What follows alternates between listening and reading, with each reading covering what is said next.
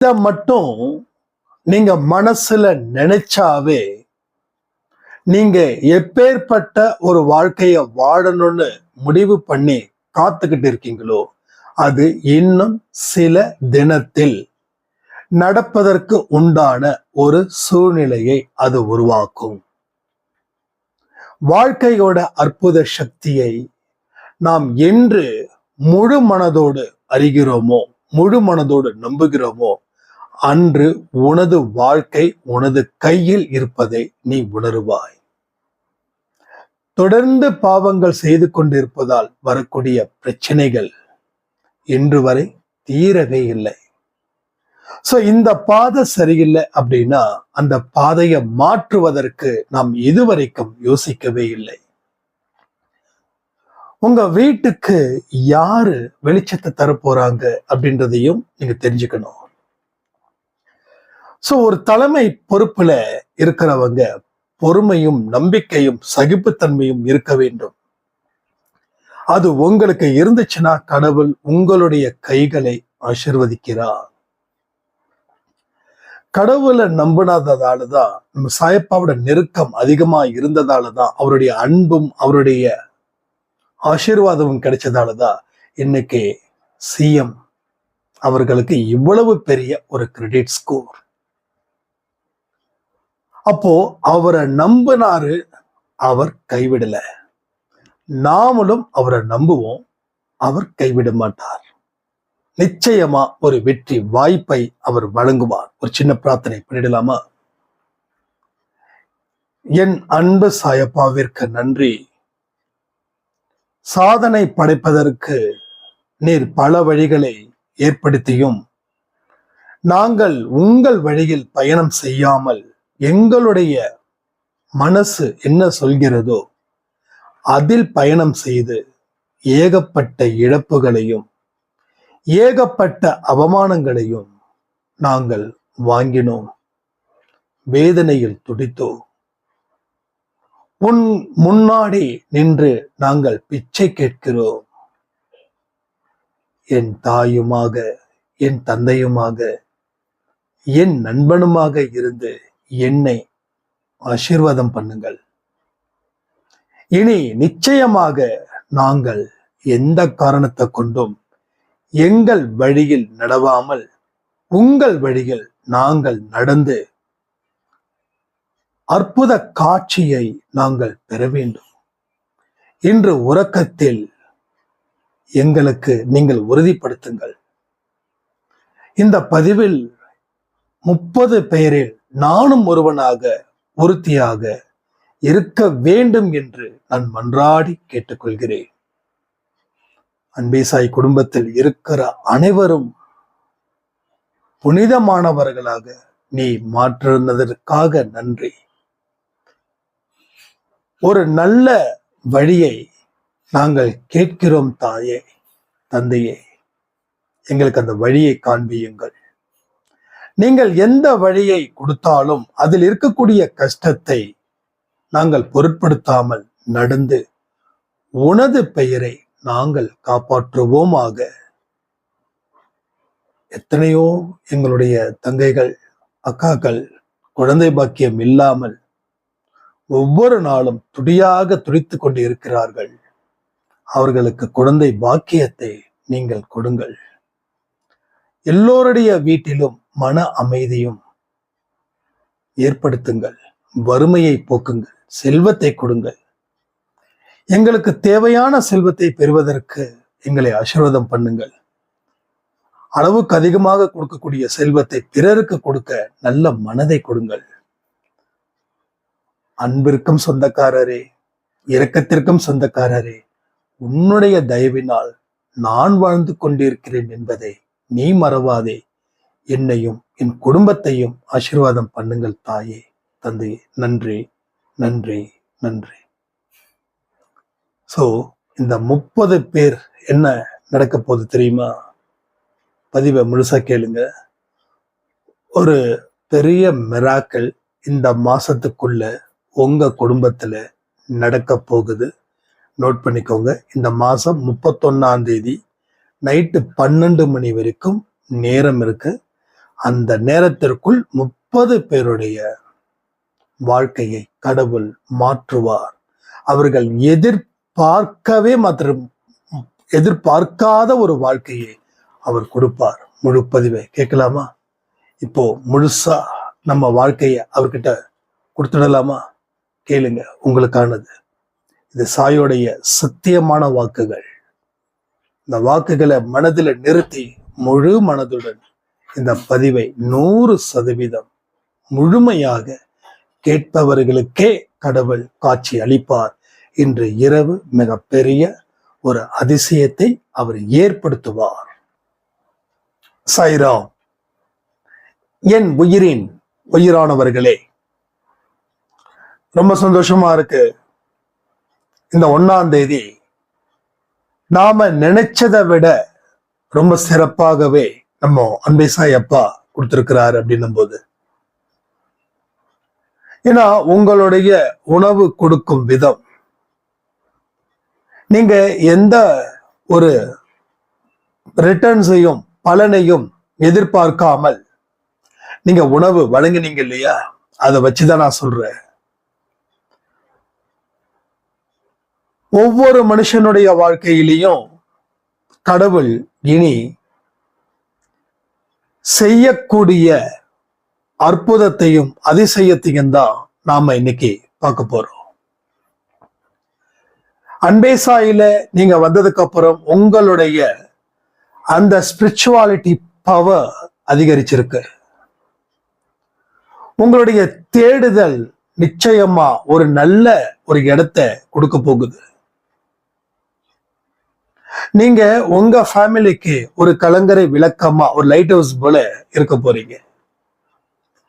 இருண்டு போன உங்க குடும்பத்துக்கு வெளிச்சமாக நீ இருப்பா. இன்னைக்கு நான் தியானத்துல இருக்கும்போது இந்த ஒரு வார்த்தை என் கண் முன் கடவுள் ஒரு தங்க எழுத்துல காட்சி அளித்தது போல இருந்தது. உன் குடும்பத்திற்கு நீ வெளிச்சமாய் இருப்பாய். அப்போ உன் குடும்பம் இருண்டு இருக்கு. அந்த இருண்டது எதனால அப்படின்னா தீய வினைகளினால் இருண்டு போய் இருக்குது. அந்த குடும்பத்துக்கு ஒரு வெளிச்சம், அது உன்னால மட்டும் முடியும். அப்போ உன்னாலனா யார்? அந்த யாருன்றதுதான் பெரிய கேள்வி. எந்த மனிதன் கடவுளை புரிஞ்சுக்கிறானோ, எந்த மனிதன் பிறருடைய வழியை தெரிந்து கொள்கிறானோ, எந்த மனிதன் கேட்காமலே உதவிகள் செய்கிறானோ, அவனுக்குத்தான் கடவுள் வெளிச்சத்தை கொடுக்கிறார். அப்ப அந்த வெளிச்சம் உங்களுக்கு மட்டும்தான். உங்களுக்கு இது நாள் வரைக்கும் அங்கீகாரம் கிடைக்கல அப்படின்னு கவலைப்பட்டீங்கல்ல, அந்த அங்கீகாரங்கள் நிச்சயமாக வரக்கூடிய நாட்களில டெஃபினட்டா கிடைக்க போகுது. சோ சாய்பாவுக்கு ஒரு நன்றிகளை சொல்லிக்கலாமா? சோ இங்க நிறைய குழப்பங்கள், தெளிவில்லாத வழிகள், இதனால பயந்து நடுங்கி அச்சத்தின் பிடியில நாம ஒவ்வொரு நாளும் வாழ்க்கைய அனுபவிக்காம ஒரு நரகத்துல வாடிக்கிட்டு இருக்கிறோம். எத்தனையோ மனிதர்களை பார்த்து பொறாமையும் படுறோம். பொறாமைப்படுறது தவறு என்று தெரிந்தோம் பொறாமைப்படுறோம். அப்படின்னா என்ன அர்த்தம் தெரியுமா? ஒன்லி ஒரே அர்த்தம் தான். இந்த ஒரு வாழ்க்கைய என்னால வாழ முடியாத ஒரு சூழ்நிலையில நான் இருக்கனே அப்படின்னு. சோ இந்த விஷயங்கள் உங்க எதிர்காலத்துல ஒரு நல்ல மாற்றத்தை ஏற்படுத்தியே தீரும். சோ சங்கடங்கள் எதுவுமே இருக்காது. ஏன்னா இந்த மாசம் டெஃபினட்டா சொல்ற, எத்தனையோ பேரு 100க்கு 100 மார்க் வாங்க போறீங்கன்றது உறுதி. நல்லா நோட் பண்ணிக்கோங்க. ஒரு 20ல இருந்து 30 சாய்ராமுக்கு நினைச்சு பார்க்க முடியாத ஒரு வாழ்க்கை கிடைக்க போகுது. ஆனா நான் இதை எதிர்பார்க்கலன்னா, தம்பி இதை எதிர்பார்க்கல, சாய்ராம் இதை எதிர்பார்க்கல, எதிர்பார்க்காத ஒரு பெரு வாழ்க்கை எனக்கா? அந்த அற்புதம் எங்கேயோ நடக்கும்னு பார்த்தா ஆனா எனக்கு நடந்திருக்குதுன்னு உங்களுடைய வாயாலேயே, உங்க செயல்கள் மூலமா சாயப்பா சொல்ல வைக்க போகிறார். நான் உறுதி, நான் உறுதியா நம்புறேன். நான் என்னை பத்தி பெருமையா பேசுறேன்னு வச்சுக்க வேண்டாம். நான் என்ன சொல்றேனோ அது நிச்சயமா இங்க நடந்தே தீருது. நான் விளையாட்டுக்காக சொன்னாலும் சரி, வேடிக்கையா சொன்னாலும் சரி, இல்ல சீரியஸா சொன்னாலும் சரி, அது நடக்குது, நடந்தே தீருது. அதை வச்சுதான் சொன்னேன். 20ல இருந்து 30 சாய்ராமுடைய வாழ்க்கை இந்த மாதத்திற்குள் இந்த மாசம் 30 31 தெரியாது. ஐ திங்க் 31 நினைக்கிறேன். ஏன்னா இந்த மாசமே 30 அப்படின்னும் போது, சாரி, போன மாசம் 30 போது இந்த மாசம் 31. ஸோ 31 நைட்டு 12 மணிக்குள்ள 20ல இருந்து 30 சாய்ராமுக்கு ஒரு பெரிய வரத்தை கடவுள் வழங்குவார். அது உங்களுக்காக கூட இருக்கலாம். உங்களுக்காக நிச்சயமாக அவர் இறங்கி வந்து யுத்தம் செய்து, நீங்க எந்த கிரீடத்துக்காக கவலைப்பட்டீங்களோ, கண்ணீர் விட்டீங்களோ, அந்த கிரீடத்தை உன் தலையின் மீது சுமத்தி உன்னை அழகு பார்க்க வைப்பார் நமது அன்பே சாய் அப்பா. சோ நான் மனசார சொல்றேன், மனதறிந்து சொல்றேன், உங்க எல்லோருடைய வாழ்க்கையையும் சாயப்பா ஒரு பெரிய அதிசயத்தை ஏற்படுத்தத்தான் போறார். சோ அதுக்கு என்ன செய்யணும்ன்றதுதான் நம்ம பதிவு. ஒண்ணுமே ப்ராப்ளம் இல்லை. நான் ரொம்ப நாள் ஆச்சே அன்பே சாய் ஆடியோவை கேட்டு, இப்ப நான் ஜாயின் பண்ணிக்கலாமா அப்படின்னு ஒரு சாய்ராம் கேட்டாங்க. Yes, of course you can join this family. It's a spiritual family, it's a pure family. இங்கே கெட்டதை எல்லாம் அழிக்கப்படும், நல்லது எல்லாம் கொடுக்கப்படும். கெட்டதை அழித்தால் நல்லது நடக்கும். என்னைக்கு அன்பே சாய் ஃபேமிலிக்குள்ள வந்து உங்களை நீங்கள் இணைத்துக் கொண்டீர்களோ அன்று முதல் வெற்றி வாகை உங்களுக்குத்தான். என்னால ரொம்ப தெளிவா கிளியரா சொல்ல முடியும். சாயப்பாவை யார் நம்புறாங்களோ அவர்கள் என்றும் எப்பொழுதும் கைவிடப்படுவது இல்லை. அரசியல் பேசலாமா? ஒரு சின்ன ஒரு வார்த்தை, அதை அடிக்கடி சொல்லணும்.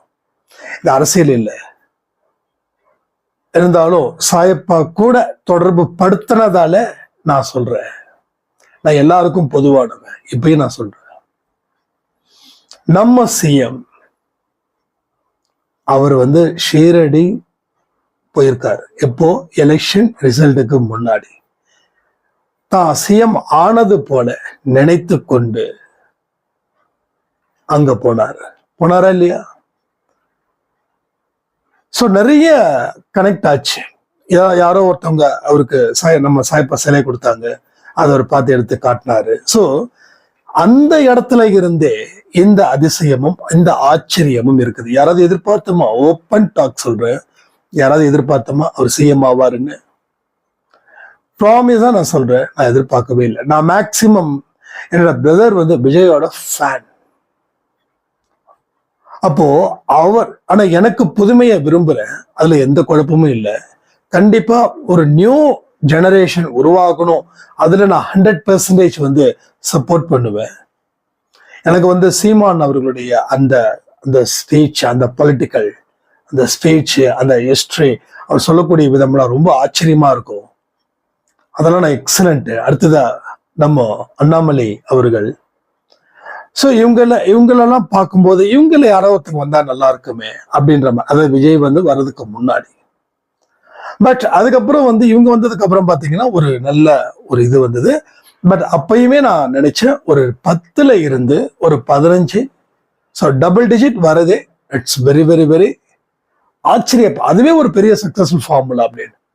ஆனா இன்னைக்கு 100க்கு மேல 2.5 வருஷத்துல நம்ம இந்த அரசியல்வாதிங்க மாதிரிலாம் பேச வேண்டாம். நான் இங்க சாயப்பாவையும் விஜயையும் கனெக்ட் பண்ணி தான் பேசுறேன், சரிங்களா? இந்த மாயே ரீல்ஸ் அது இருக்கட்டும், எல்லாரும் யூஸ் பண்ணிக்கிற பிளாட்ஃபார்ம் தான். யாரும் யூஸ் பண்ணல, எல்லாருமே யூஸ் பண்ணிக்கிறாங்கல்ல. நான் அந்த டீட்டெயிலா போல, ஏன்னா நம்ம அரசியல்ல வரும்போது நம்ம நடுநிலைமை நம்ம இருக்கணும். ஏன்னா we are a spiritual person. பிடிச்சிருந்தா கொடு, பிடிக்கலன்னா பேசக்கூடாது, அவ்வளவுதான். நான் யாரையும் தாழ்த்தி பேசுறேன், நீங்க நல்லா தெரியும்னு நினைக்கிறேன். யாரையும் தாழ்த்தி பேசல. பட் அந்த ஒரு ஒரு வரலாற்றையே மாத்தினாரு. யாரு? நம்ம சாயப்பா. ஒரு வரலாற்று சகாப்தத்தை மாத்தினாங்க. விஜயோட அம்மாளுக்கு நம்ம சாயப்பாவுடைய டிவோட்டி கோயில் இருக்குது கோடம்பாக்கத்திலே. ஐ திங்க் கோடம்பாக்கமோ சாலி கிராமத்திலேயோ, I don't know but exactly. But வந்து அவங்க கோயில் வச்சிருக்காங்க சாயப்பா. அவங்க அம்மா வந்து அவ்வளோ டிவோட்டி. சோ ஒரு வரலாற்று சாதனையை அவர்கள் படைத்தார்கள். பட் நமக்கு இந்த சாதனையை கூட நம்மால படைக்க முடியாத என்ன? ஸோ டேம் ஷூர் முடியும். 100% சொல்ற முடியும். 100க்கு 100 முடியும். ஆனா நமது நம்பிக்கை அபாரமான நம்பிக்கையாக இருந்தால் மட்டுமே அது நடக்கும். அப்படிப்பட்ட ஒரு வாழ்க்கையை நாம் வாழ வேண்டும். அந்த எண்ணங்களை மனதில் விதைக்க வேண்டும். நீ விதைச்சிடு, அது விளைஞ்சிடும். ஆனா நீ விதைக்கிறதுக்கே முயற்சி பண்ணல. விதைச்சா எங்க முளைக்க போகுதுன்னு நினைக்கிற? நீ நினைச்சது போல விதைச்ச முளைக்கல. நீ விதை, கண்டிப்பா நல்லபடியா அறுவடை பண்ண முடியும். கடவுள் இருக்கிறாரு. கடவுள் கண்டிப்பா ஒரு பெரிய சகாப்தத்தை உருவாக்கி தருவாரு. நிச்சயமா இந்த வெற்றியை நான் சொந்தமாக்கிப்பேன். சொந்தமாக்கிப்பதற்கு எல்லா தகுதிகளையும் கடவுள் எனக்கு வழங்கியிருக்கிறார். சோ இந்த மாதிரியான ஒரு மைண்ட் செட்டப்பை நீங்க கிரியேட் பண்ணுங்க. சோ இதுதான் இப்போ தேவை. மூச்சோடவே கஷ்டமா இருக்குதுன்னா அதுக்கான மூச்சு விடுதல் நிறுத்திடுறோமா? சொல்லுங்க. மூச்சை கஷ்டப்பட்டு உள்ள எடுக்கிறோம், கஷ்டப்பட்டு வெளிவிடுறோம்ல. மூச்சை விட முடியலைங்க, வலிக்குதுங்க, அதுக்காக மூச்சை நிறுத்திட முடியுமா? சோ அது போல நம்பிக்கை என்பதும் ஒரு வகையான மூச்சு. மூச்சை விட்டா செத்து போயிடுவோம். அதே மாதிரி நம்பிக்கை விட்டா வாழ மாட்டோம். நம் வாழ்க்கையை எழுந்து விடுவோம். அடிக்கடி சொல்லுவேன், இவ்வளவு எதிர்மறை எண்ணங்கள் கொண்ட மனிதரா இருக்கீங்களே, உங்களுக்கு சாயப்பாவே நேரடியா வந்து கிளாஸ் எடுத்தாலும் உங்க வாழ்க்கை மாறாதுங்க. ஏன்னா அவர் இருக்கிறாருன்றதைய உயிரோட இருக்கும் போதே நாம நம்பல. இப்ப இவரோட தான் இருக்காரு. ஆவியா, பரிசுத்த ஆவியின் மூலமாக.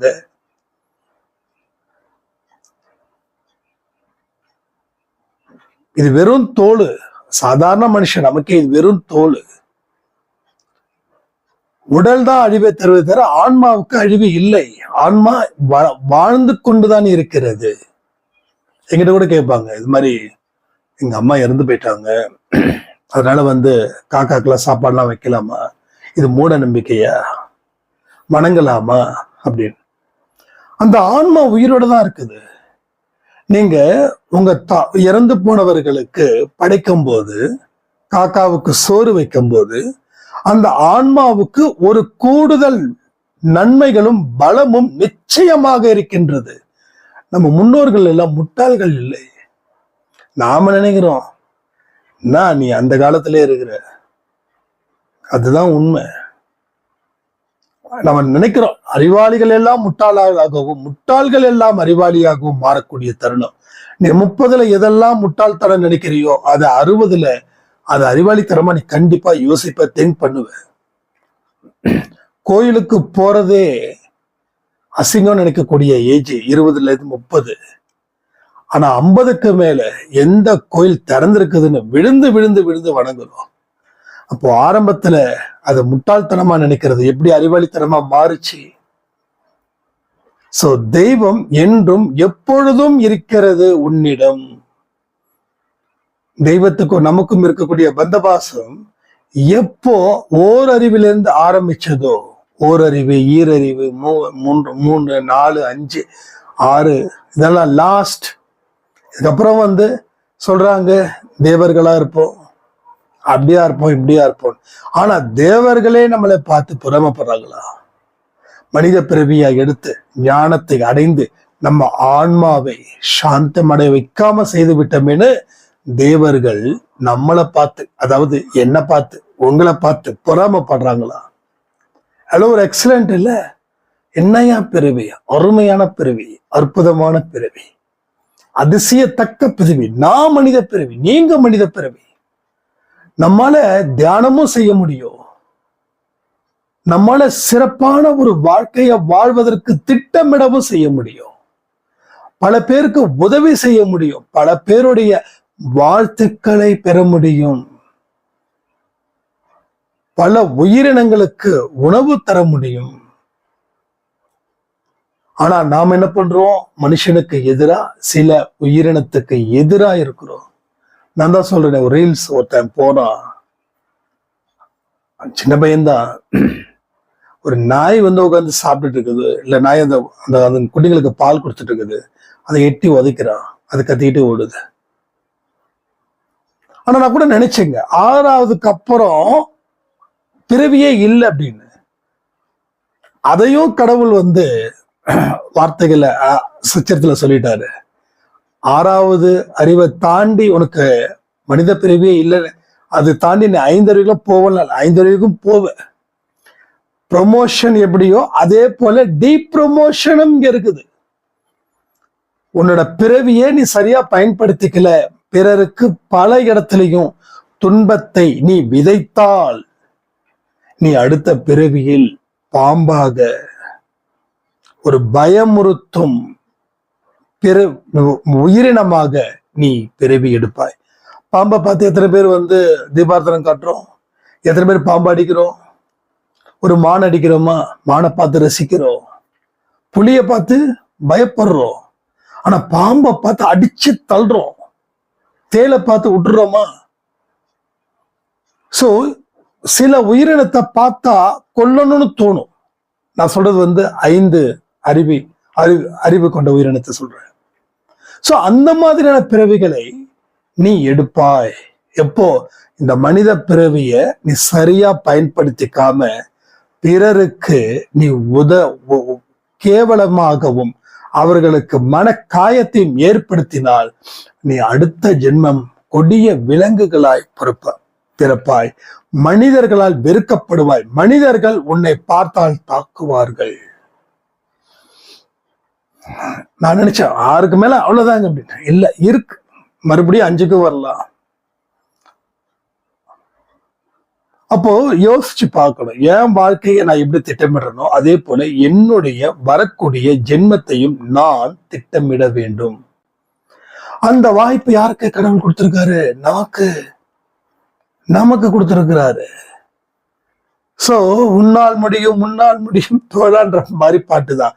அவரு கரண்ட்டை பார்த்திருப்பார், கரண்ட் சிச்சுவேஷன் சொல்லியிருப்பாருன்னா ஃபியூச்சர் அந்த எதிர்காலம், வரக்கூடிய ஜென்மம், இதெல்லாம் பார்த்துதான் இங்க சொல்லிட்டு இருக்க. நீங்க நினைக்கலாம் அதெல்லாம் ஒண்ணும் இல்லைப்பா, சும்மா வந்தோம், பிறந்தோம், வாழ்ந்தோம், முடிஞ்சிடுச்சு, அவ்வளவுதான் அப்படின்னு. ஒரே ஒரு கேள்வி கேட்கிற, ஒரே ஒரு கேள்வி. இந்த ஜென்மத்துல மனுஷனா பிறந்தவங்க அத்தனை பேரும் ஆனந்த கண்ணீரில மூழ்கி இருக்காங்களா? சொல்லுங்க. எல்லா மனிதரும் சந்தோஷமா, சிறப்பா, ஒவ்வொரு நாளும் தன்னுடைய கடமைகளை சிறப்பா செய்து, பிறருக்கு உதவிகள் செய்து, தன்னையும் வளர்த்து கொண்டு பிறரையும் வளர்த்து கொண்டு ஒரு சந்தோஷமான ஒரு ராஜபோக வாழ்க்கையில வாழ்ந்திருக்காங்களா? இல்லையே. சில சாப்பாட்டுக்கு வழி இல்லாமல் இருக்கிறார்கள். பலர் கடும் துன்பத்தில் அவதிப்பட்டுக் கொண்டிருக்கிறார்கள். அடுத்த நொடி என்னுடைய வாழ்க்கையை உறுதிப்படுத்துவதற்காக போராடி கொண்டு இருக்கிறார்கள். அடுத்த நொடி. அப்ப பெரிய பெரிய பணக்கார ஜாம்பவான்கள் அவங்களாம் சந்தோஷமா இருக்காங்களா? இல்ல. பணம் அதிகமா வச்சு அந்த பணத்தை காப்பாத்துறதுக்கும் பணத்தை போராடுவதற்கும் பலவிதமான முயற்சிகளையும் உழைப்புகளையும் செய்து கொண்டு இருக்கிறார்கள். புரியுதா? சோ அப்போ என்ன அர்த்தம், என்ன ரீசன் அப்படின்னா, நீ என்ன மாதிரி ஒரு விதைய விதைச்சியோ அது அடுத்த ஜென்மத்துக்கும் அறுவடை செய்வாய். அப்போ இப்போ நான் எதை விதைக்கிறேனோ அதுதான் இன்னைக்கும் நாளைக்கும் அடுத்தது என்னுடைய அடுத்த ஜென்மத்துக்கும். சோ அந்த இடத்துல நாம ஸ்ட்ராங்கா நின்னோம் அப்படின்னா நம்ம வாழ்க்கை மிகப்பெரிய ஒரு உற்சாகத்தை ஏற்படுத்தணும் சொல்லி இந்த பதிவை நான் முடிக்கிறேன். ஜெய் சாய்ராம்.